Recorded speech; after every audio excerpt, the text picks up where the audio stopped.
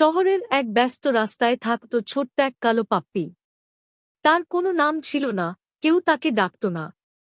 সে একা একা খাবারের খোঁজে ঘুরে বেড়াত। একদিন বৃষ্টি নামল ঝুমঝুম করে। সবাই দোকান বন্ধ করে চলে গেল। পাপ্পিটা ভিজতে ভিজতে এক দোকানের সামনে গুটিসুটি মেরে বসে রইল। তখন এক ছোট ছেলে, নাম আরিফ, ছাতা নিয়ে বাড়ি ফিরছিল। সে পাপ্পিটার কাঁপতে থাকা শরীর দেখে থেমে গেল। আরিফ নিজের টিফিনের বিস্কুটটা পাপ্পির সামনে রাখল। পাপ্পি ধীরে ধীরে খেতে লাগল, তারপর লেজ নেড়ে ছেলেটার পিছু নিল। পরের দিন আরিফ আবার এলো। এভাবে প্রতিদিনই তারা দেখা করতে লাগল। শহরের এক ব্যস্ত রাস্তায় থাকত ছোট্ট এক কালো পাপ্পি।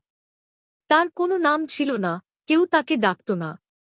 সে একা একা খাবারের খোঁজে ঘুরে বেড়াত। একদিন বৃষ্টি নামল ঝুমঝুম করে। সবাই দোকান বন্ধ করে চলে গেল। পাপ্পিটা ভিজতে ভিজতে এক দোকানের সামনে গুটিসুটি মেরে বসে রইল।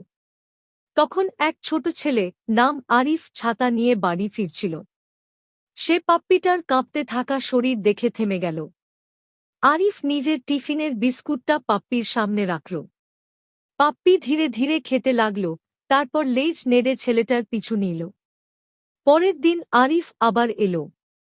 এভাবে প্রতিদিনই তারা দেখা করতে লাগল।